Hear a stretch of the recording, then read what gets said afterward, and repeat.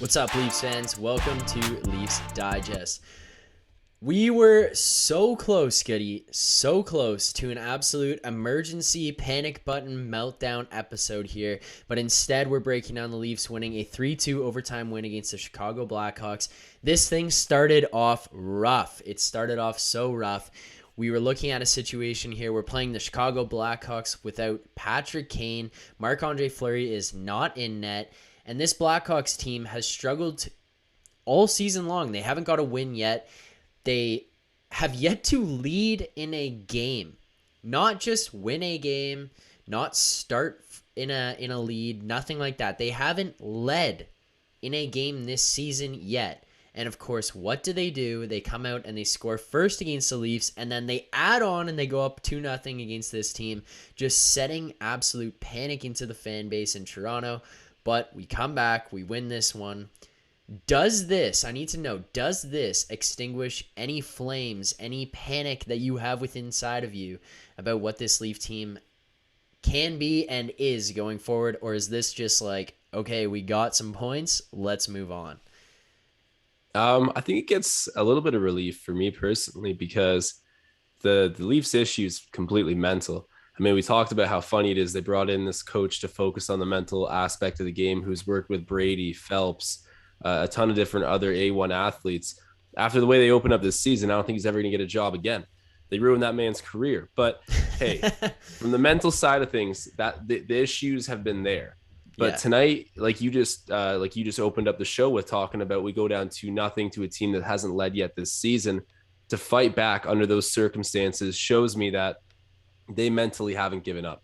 I was ready to write them off. And honestly, Phil, I think we were both like, I hope the Leafs lose tonight because it's just going to create this viral moment for like Leafs content where we all gather together and we're like, what the hell is going to happen? Yeah, we would just the like city of Toronto just goes up in flames. Yeah, we just wanted the magnitude of that moment because I'll be honest, I don't really trust this Leafs team. I think they're really good.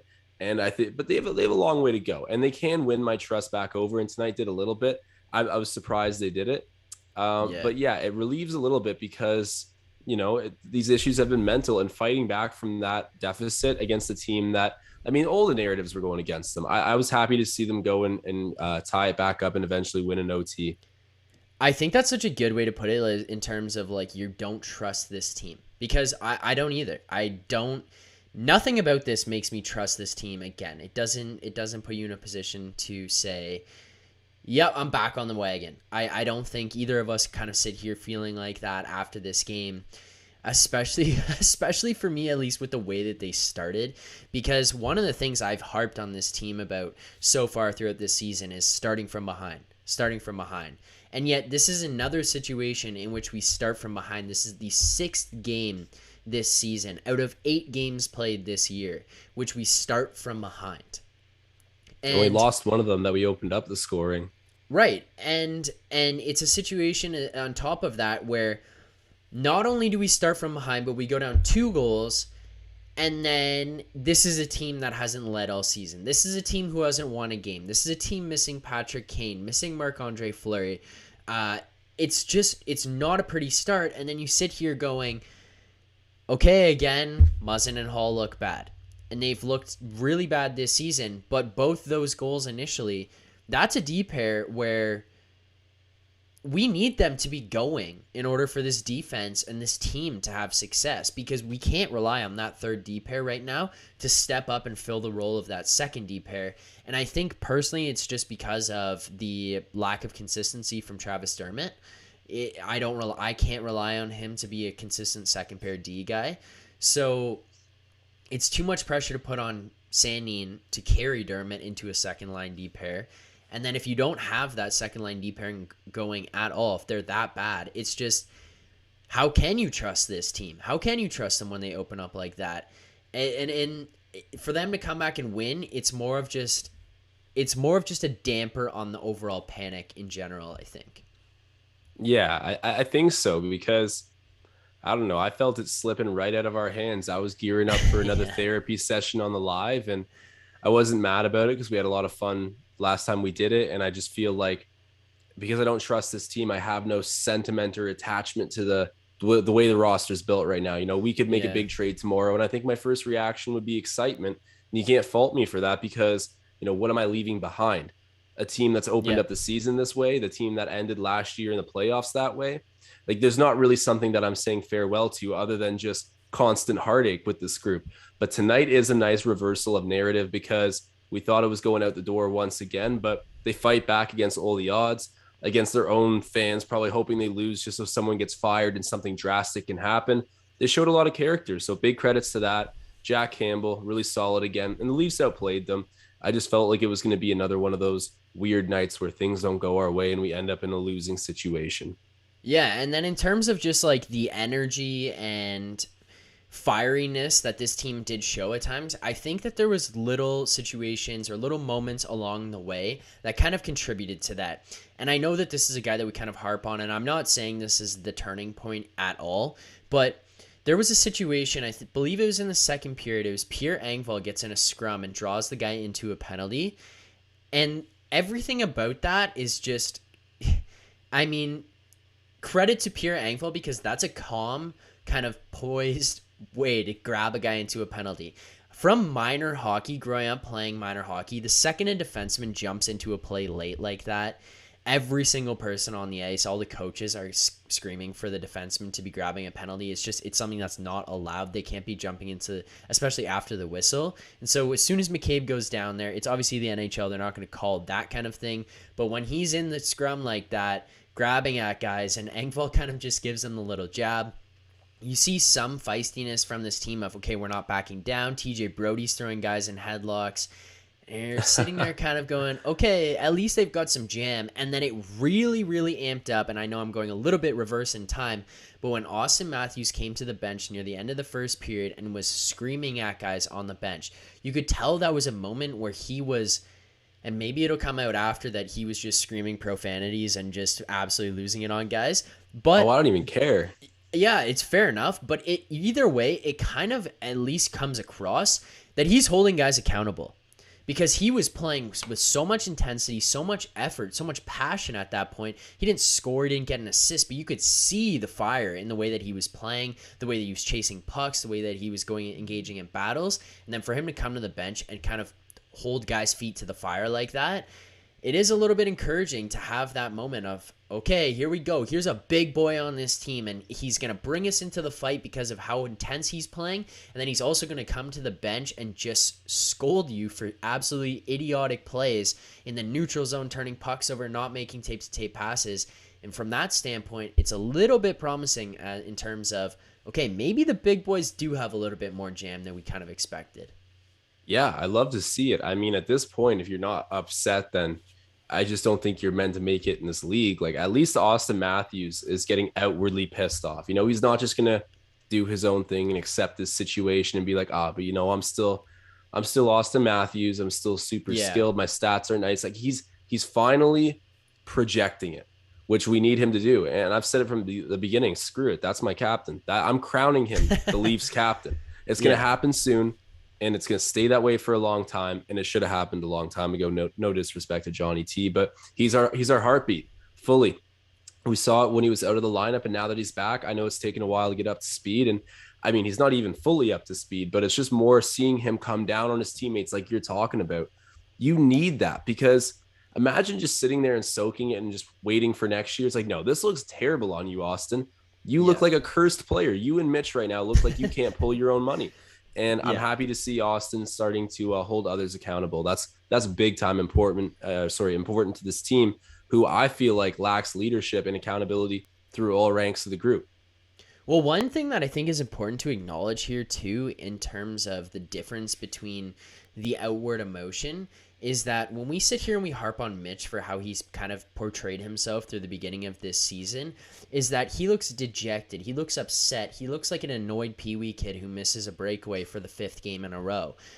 When Austin's coming to the bench like that and showing anger and a passion, it comes across differently to the fans, to the media, to the coaching staff, to the players on the bench, because it's not, oh my God, I'm getting the worst luck, I'm going to break my stick, oh boo-hoo.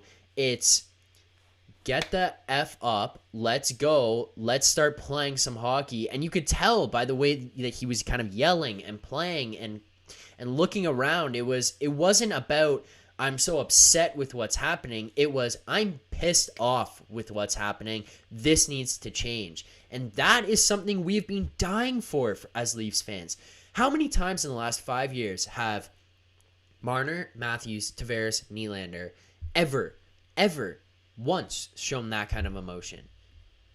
Austin gets mad, but I never see it from Johnny T, Marner. Like Austin gets pissed off, but I find a lot But of I feel times like it's not just even like, to that extent, right? Like, yeah, well, he doesn't project it at his teammates. Like this is the first time I feel like where he's looking his teammates in the eyes and being like, "You're lacking. Get with the yeah, team right now." But yeah, before, you'd see him like cuss and smash his stick and stuff when he misses an empty net or whatever. But you're right. This is the first time he's yeah. actually looking at his teammates like, "You guys are screwing this." And I love the accountability there. Like he leads with his play. So to see him lead verbally and just through holding others accountable, it's what you want for a winning team. So definitely a great sign from Matthews. And we needed a change of attitude. And I'm happy to see other people angry. Feels like it's only been the fans. I'm loving to see the players getting angry now. And I have a weird feeling about this. I do think that this game could be a swing game in terms of the momentum in this season. I mean, it might not be, but I tend to think that the Leafs are going to capitalize on this momentum, get a little bit of confidence back. Clearly, they got the message when Austin was barking at them. And I'm just going to say that I'm happy it was last game when I put $100 on the Leafs, because if this is the momentum Odds. change, I'm never going to get those odds again. Yeah. So lock it in. I'm going to be $1,500 richer at the end of this all. The Leafs are going to be Stanley Cup champions, and everything will be good. I do want to jump into the power play of the day here. This one, Goody, I don't know how you're gonna feel about it. You may hate me for it. You may think this is basic and generic and such a cop out. It's not for one specific play. It's for Jack Campbell's performance throughout the entire third and overtime periods. Jack Campbell, the Leafs need to be kissing this guy's feet when he gets on the plane. I swear. Because he has played so incredible all season. Even in the games we've lost, Jack Campbell has looked so good. He's the only reason that we even have the chances that we do to win these games. And this is going to be just a ridiculous thing to say here in general, but like the reason we even had an opportunity to lose to Carolina 4-1 is because Jack Campbell played as good as he did. We lost 4-1, and the only reason we had that chance to lose by 3 goals was because of Jack Campbell. This guy has been incredible all season long. He deserves all the praise. He deserves all the flowers. And this guy tonight, stopping breakaways, 2-on-1s, 2-on-0s, backdoors, he just is making timely saves. He's making incredible saves, highlight reel saves. And to me, that's a guy who just deserves to get that praise every single night. He goes 27 for 29 saves tonight, 931 save percentage. Jack Campbell deserves all the praise, in my opinion. This guy has been incredible since he got to Toronto. And in the last 2 seasons, I have just loved what Jack Campbell has brought to this team. Oh yeah, he's legit. He's our rock back there. I mean, everyone kind of dissed it as like, how's this guy going to be your starter long term? Whatever. Goalies always fall into these weird situations where they can be super early bloomers and then burn out, be late bloom. There's just no science with goalies. When they're good, and Jack Campbell's been great. So I think that's a really good power play of the day for him. I agree with that. I don't think that's a cop out at all. What I'm about to say is a cop out. William Nylander in overtime, ending the game, taking things into his own hands. Yeah. Man, Willie's a special player. Sweet move, tucks to 5-hole on the backhand. I love it, man. I was, like I said, I wasn't expecting the Leafs to win this. I thought this was just going to be that very, very pinnacle moment of things are about to blow up. Like we're 10 games in and we're about to make a massive trade or fire, whatever it is. And then he just took things into his own hands and ended the game. And he did it on a sweet little move. So that definitely earns my power play of the day. And then one other thing that I just want to shout out is that David Kampf scores the tying goal in this game. It's his first goal as a Leaf, and he gets that David Kampf revenge tour type goal against the Chicago Blackhawks, first goal against his own team. And even more sweet on top of that is he scored one goal all of last season. He's already got one as a Leaf here, 8 games into the year. So, Well, and Phil, who would have thunk you bet on that? That to yeah, me, I know. the revenge game. I You bet know. anytime goal scorer for David Kampf. What a ridiculous bet too. I texted you about it as soon as it happened. I will fully honestly I bet 4 guys to score goals tonight, anytime goal scorers. Austin Matthews, William Nylander, David Kampf, and there was one other guy I said Goody. I think those were the Bunting. 3 you told me before. I think it might have been Okay. Bunting, yeah. But so Matthews no goal, obviously. Bunting no goal. But then honestly too, if you're on Bet365, you know how annoying this is. You don't get a goal for anytime goal scorer if they score in overtime. So William Nylander's goal tonight doesn't cash in anything for me, but I do get the David Kampf one. And that one was just weird. I was just scrolling through and I was like, he's playing back in Chicago. Plus 450, is it? Yeah, like we'll sprinkle something on there, and obviously, what do you know? It hits. I text Josh right away. I'm like, you will never guess who I bet on to score tonight. But shout out David Kampf gets the time goal tonight first again as a Leaf. Assist from Sandin and Kasha on that one. Last thing I want to touch on before we head out here, Goody, and we do our grades of the game to cap this one off. The power play. The power play. This is maybe something we do in an exclusive video on breaking this one down in the coming days. But just quickly, I did hear a stat tonight, and this is really the only reason I want to touch on it. Chris Cuthbert mentioned before two of the Leafs' last power plays is that at the point that he had made the announcement, the Leafs were 9 for their last 100 power plays. That is a disgraceful percentage. It dates back to last season, obviously, but regardless, disgraceful percentage. Like, you actually need to hire people to run your power play that have no clue. Phil, honestly, I think if you or I were running the power play, we could do just as bad, if not a little better. Like, with that amount of talent on the ice, just tell them to go out there and do it. Like, the coaching probably hurt it somehow. This is crazy to me. I think they took Manny Malhotra completely off of the power play after that. They did, yeah. And they have Carberry now who's doing that. But yeah, that's just a terrible stat there. Doesn't surprise me though. It's been just a noticeable focal point of this team's struggles for, like you've said, all the way back into last season. That's going to be something we need to figure out for sure. And there's no excuses on the Leafs end for this. Like, how many goal scorers do you need to have on one lineup to actually get the job done when you're on 5-on-4? Yeah. Like, what do you think the issue is? I don't know. I think it's just gripping the sticks a little too hard, to be very honest. I think it goes as basic as that. The mental game. It's just, you feel that pressure of we're all out here together. We've got the big boys. Everyone knows you're the big boys. And you're like, we have to score while we're out here. And you just tense up a little bit. They were getting shots. They're getting some chances. They just can't score on them. And I think it's just that little bit of, we have to score. We have to score. And now all of a sudden you can't because you're trying too hard to score. And it's in your mind you have to, and now you can't. So we will, you know what? This will be a little teaser. In the next 2 days, we'll put out a video kind of talking about the power play. So if you want to see what we have to say about the power play and maybe how to fix this power play, some ideas we have going forward, make sure you subscribe to this channel if you're not already so you can get the notifications when that new video comes out, letting you know that Josh and I have broken down this Leafs power play, what's wrong with it right now, how can we fix it going forward. Goody, we're about out of time on this one, so I do kind of want to close this one out on our grades of the game.